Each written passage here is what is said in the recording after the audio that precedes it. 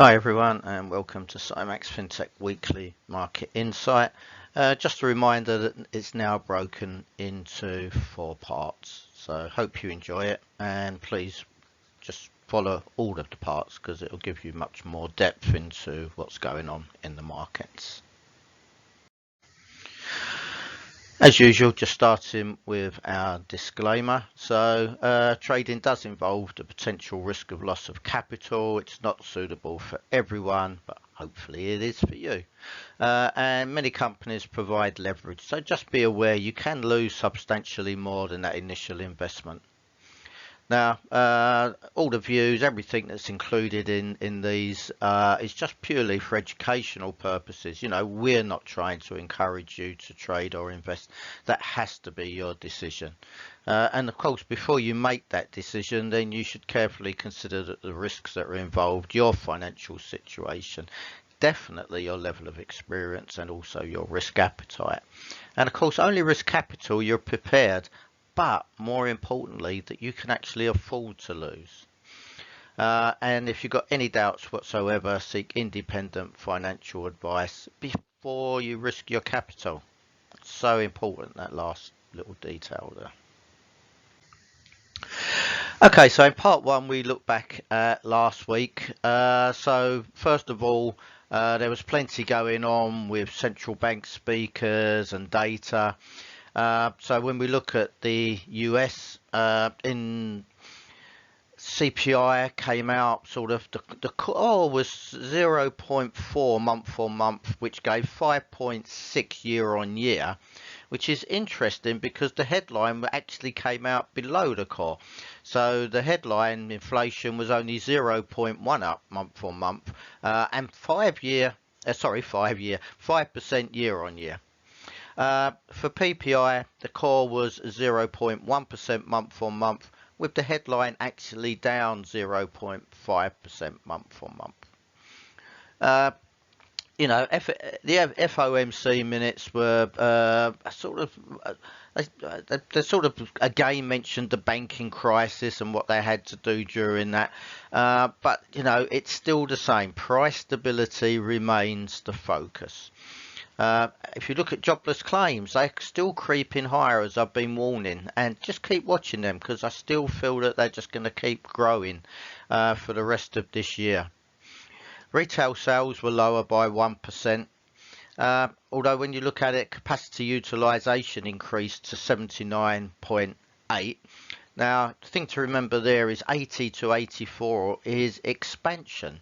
That's sort of where industry's working at a much higher pace to meet demand. So the demand is still there.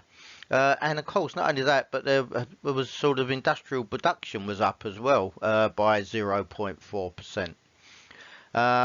On top of that, Michigan sentiment was up quite a lot to 63.5. So, maybe these price pressures are easing slightly, but there's still a lot of confidence in the economy overall, I would say. When we look at the EU, not quite as strong, but retail sales were down 0.8% month on month, which is 3% down year on year. It's not as doomy and gloomy as it could have been with obviously, the weather being much milder over the winter. So, but Lagarde is warning that there's more rate increases to come until they can tackle inflation. So, it's all going to be a wait and see, but it's interesting for sure, and the markets have certainly been interesting too.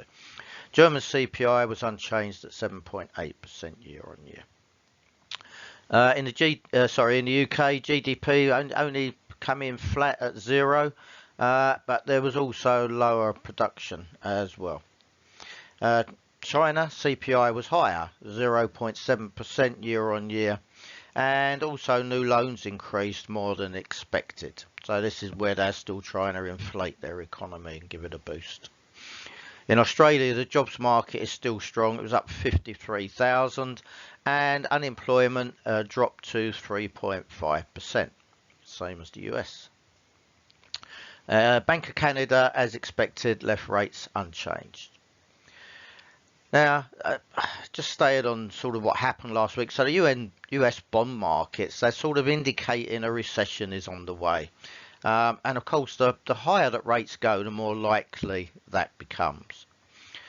Just remember, central banks consider that, if there is a recession, that is a price worth paying for them to regain control of inflation.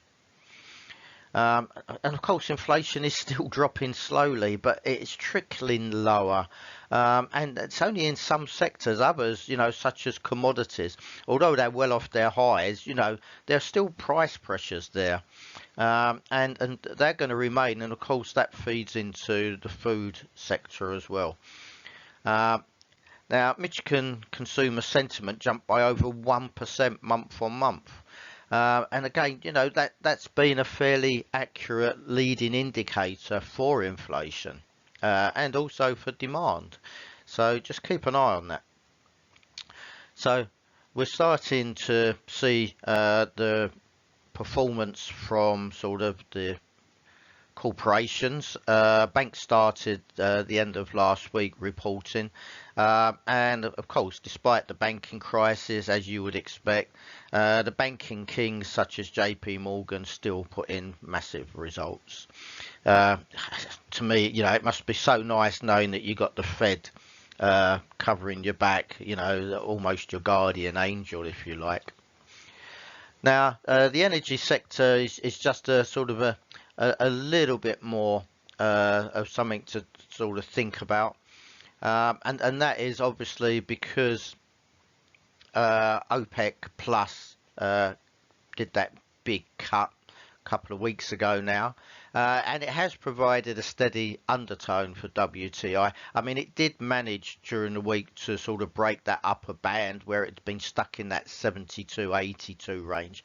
But of course, got to remember it did drop down to 64, 65 as well. And it did manage to break out to 83. It's just poised. It's difficult to say, if it's going to be able to squeeze higher or not, really. Stocks and gold had a very volatile week, offering, basically the doves and the hawks the opportunity to bank some winners. And as always, timing is so important. If you can be that little bit too early or that little bit too late, you get stopped out and then the market moves in your direction. Unfortunately, that's just part of trading. So, it's so essential to try and get that timing right for those entries. But the opportunities were amazing. And of course, the US dollar still remains under quite a bit of pressure.